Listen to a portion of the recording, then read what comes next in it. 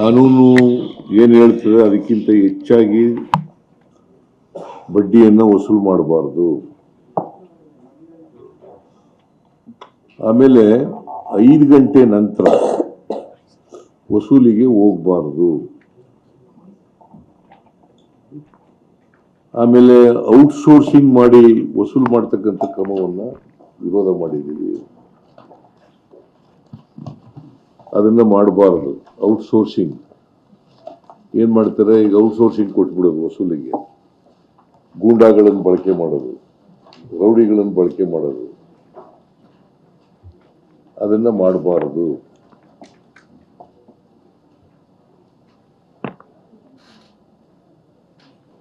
ಈ ನಿಯಮಗಳನ್ನ ಯಾರು ಉಲ್ಲಂಘನೆ ಮಾಡ್ತಾರೆ ಅವ್ರ ಮೇಲೆ ಸರ್ಕಾರ ಕಠಿಣವಾದಂತ ಕ್ರಮ ತಗೊಳ್ತದೆ.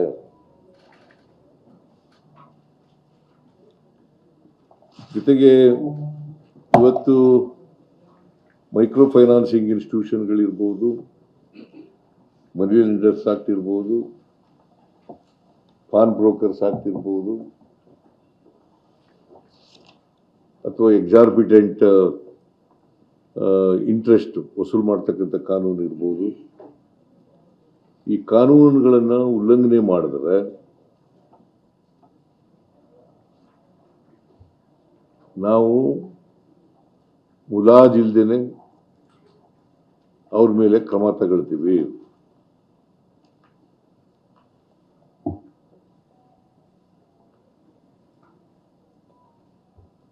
ಸೊ ಆ ಎಚ್ಚರಿಕೆಯನ್ನ ವಾರ್ನಿಂಗ್ ಮಾಡಿದ್ದೀನಿ ನಾನು. ಆ ಎಚ್ಚರಿಕೆಯನ್ನ ನಬಾರ್ಡ್ನವರಿಗೆ, ಮೈಕ್ರೋ ಫೈನಾನ್ಸ್ ಇನ್ಸ್ಟಿಟ್ಯೂಷನ್ನವರಿಗೆ, ಮತ್ತೆ ಬೇರೆ ಮನಿ ಲೆಂಡಿಂಗ್ ಇನ್ಸ್ಟಿಟ್ಯೂಷನ್ಸ್ಗಳಿದಾವಲ್ಲ ಇವ್ರಿಗೆಲ್ಲ ಕೊಡ್ತಕ್ಕಂಥದ್ದನ್ನು ಮಾಡಿದ್ದೀವಿ. ಈ ಮನಿ ಲೆಂಡಿಂಗು ಕಾನೂನುಗಳಿದಾವಲ್ಲ ಇವತ್ತು ನಮ್ಮ ರಾಜ್ಯದಲ್ಲಿ, ಅವಕ್ಕೆ ತಿದ್ದುಪಡಿ ಮಾಡಬೇಕಾದ್ರೆ ಕೂಡಲೇ ತಿದ್ದುಪಡಿಗಳನ್ನು ಮಾಡ್ತೀವಿ. ಅವುಗಳನ್ನು ಇನ್ನೂ ಬಲಯುತವಾಗಿ ಮಾಡಬೇಕಾದ್ರೆ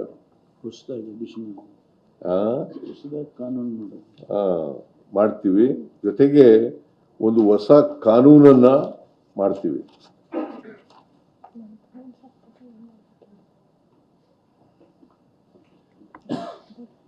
ಹೊಸ ಕಾನೂನನ್ನ ಮಾಡ್ತೀವಿ. Only with N interest to give protection to the interest of the borrowers, genuine borrowers.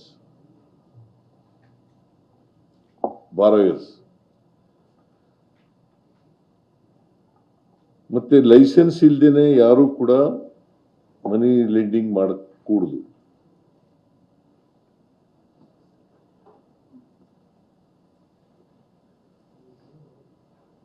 ಪ್ರತಿ ಜಿಲ್ಲೆನಲ್ಲೂ ಕೂಡ ಜಿಲ್ಲಾಧಿಕಾರಿ ಕಚೇರಿಗಳಲ್ಲಿ ಒಂದು ಸಹಾಯವಾಣಿಯನ್ನ ತೆರೀತಕ್ಕಂಥ ಕೆಲಸವನ್ನು ಮಾಡಬೇಕು ಅಂತ ಹೇಳಿದ್ದೀವಿ. ಅಲ್ಲಿ ದೂರುಗಳನ್ನು ಕೊಡಬಹುದು.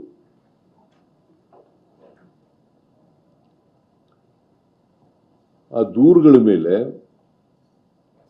ಪೊಲೀಸ್ನವರು ದೂರುಗಳನ್ನು ಕೊಟ್ಟರೆ ಅಥವಾ ಸುವೋಮೋಟೋ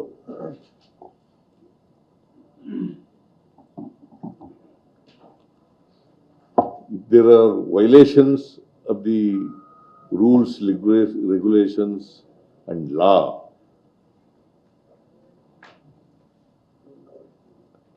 ಅಂತ ಕಡೆ ಸುವೋಮೋಟೋ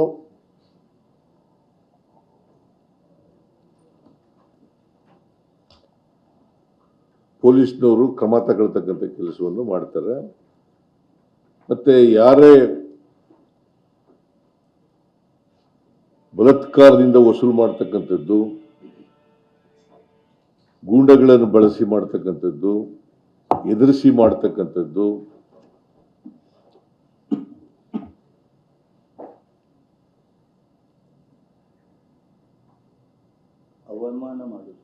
ಅವಮಾನ ಮಾಡ್ತಕ್ಕಂಥದ್ದು, ಅಗೌರವ ಮಾಡ್ತಕ್ಕಂಥದ್ದು,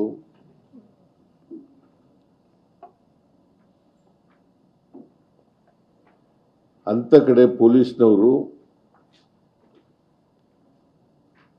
ಅವರ ಫಿರ್ಯಾದಿಗಳನ್ನು ರಿಜಿಸ್ಟರ್ ಮಾಡಿಕೊಂಡು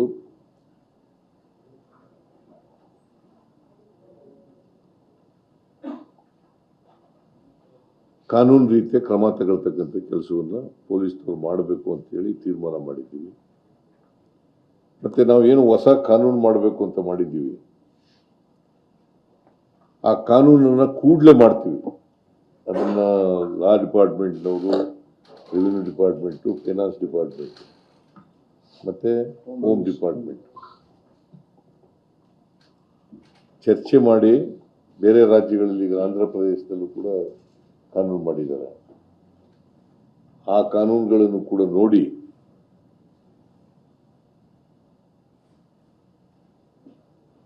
ಕೂಡಲೇ ಆ ಕಾನೂನನ್ನು ಸುಗ್ರೀವಾಜ್ಞೆ ಮೂಲಕ ಮಾಡ್ತಕ್ಕಂಥದ್ದನ್ನು ಮಾಡ್ತೀವಿ.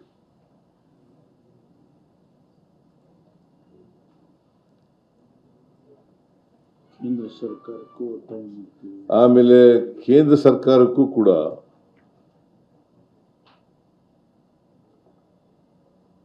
ಈ ಕಿರುಕುಳವನ್ನು ತಪ್ಪಿಸ್ಲಿಕ್ಕೆ,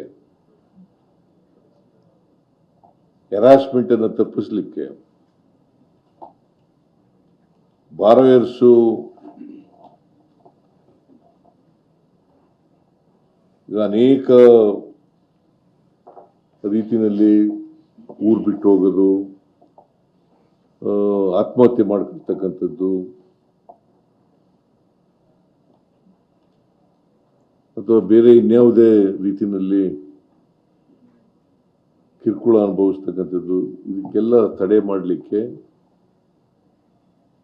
ಕೇಂದ್ರ ಸರ್ಕಾರನೂ ಕೂಡ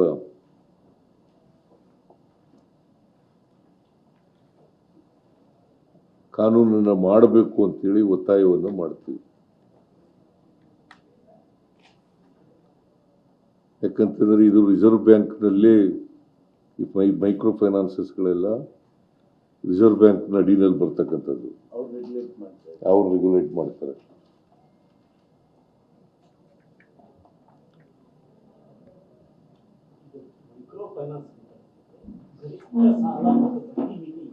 ಎಲ್ಲ ಅದು ಈಗ ನಾನು ಒಂದು ಇಲಸ್ಟ್ರೇಷನ್ ನೋಡಿದೆ. ಆ ಇಲಸ್ಟ್ರೇಷನ್ ಅಲ್ಲಿ 17.07% ಜಾಸ್ತಿ ಬಡ್ಡಿ ವಸೂಲು ಮಾಡಬಾರ್ದು ಅಂತ ಇದೆ. ಒಂದು ಇಲಸ್ಟ್ರೇಷನ್ ಅಂದ್ರೆ 20,000 ರೂಪಾಯಿ ಸಾಲ ಕೊಟ್ಟರೆ ಅದು ಏನಾಗುತ್ತೆ, ಕೆಲವು ಎಕ್ಸಾರ್ಬಿಟೆಂಟ್ ಆಗಿ 21%, 24%, 29%, 28% ಈ ಥರ ಮಾಡ್ತಾ ಇದ್ದಾರೆ. ಅದರ ನಿಯಂತ್ರಣ ಇಲ್ಲ.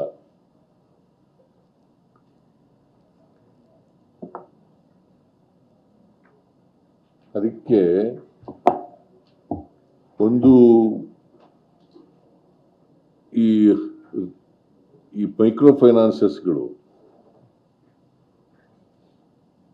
ಈಗ ರಿಸರ್ವ್ ಬ್ಯಾಂಕ್ನವರೇ ಅಲೋ ಮಾಡಿಬಿಟ್ಟಿದ್ದಾರೆ. 17.07% ಬಡ್ಡಿ ವಸೂಲು ಮಾಡ್ಬೋದು ಅಂತ. ಆದರೆ ಅದಕ್ಕಿಂತ ಹೆಚ್ಚು ಮಾಡ್ತಾ ಇದ್ದಾರೆ. ಮತ್ತು ಒಬ್ಬರಿಗೆ, ಒಂದು ಕುಟುಂಬಕ್ಕೆ 3 ಸಾಲಗಳಿಗಿಂತ ಜಾಸ್ತಿ ಕೊಡಬಾರದು ಅಂತ ಇದೆ. ಇವರು 4, 5, 6 ಹಿಂಗೆಲ್ಲ ಕೊಟ್ಬಿಡ್ತಾರೆ. ಅವರ ಆದಾಯ ಗಮನದಲ್ಲಿ ಇಟ್ಕೊಂಡು ಕೊಡ್ತಕ್ಕಂಥ ಕೆಲಸವನ್ನು ಮಾಡ್ತಾರೆ. ಸೊ ಇದಕ್ಕೆಲ್ಲ ರೆಗ್ಯುಲೇಟ್ ಮಾಡತಕ್ಕಂಥ ಕೆಲಸವನ್ನು ಮಾಡಬೇಕು, ಅದಕ್ಕೆ ಕಾನೂನು ಮಾಡಬೇಕು ಅಂತ ಒತ್ತಾಯ ಮಾಡ್ತಾ ಇದ್ದೀವಿ ಅಂತ ಹೇಳಿ ಮಾಡ್ತಕ್ಕಂಥದ್ದು. ಒಟ್ಟಾರೆಯಾಗಿ ಅವ್ರಿಗೆ ವಾರ್ನಿಂಗ್ ಕೊಟ್ಟಿದ್ದೀನಿ. ನೀವೇನಾದರೂ ವೈಲೇಟ್ ಆಗಿ ನೀವು ಮೈಕ್ರೋ ಫೈನಾನ್ಸಸ್ಸು ಮತ್ತು ರಿಸರ್ವ್ ಬ್ಯಾಂಕ್ನವರು ಅವ್ರು ರೆಗ್ಯುಲೇಟ್ ಮಾಡದೆ ಹೋದರೆ the state government will step in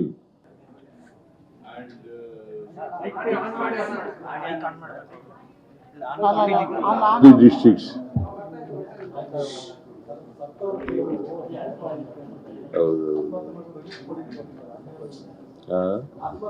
ನೋಡೋಣ, you will consider it.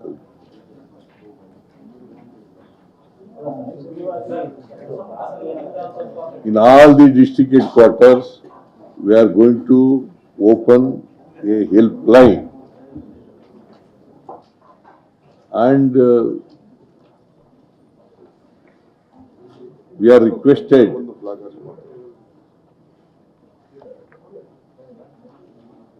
those who are suffered by the microfinance institutions, immediately they should lodge a complaint before the police.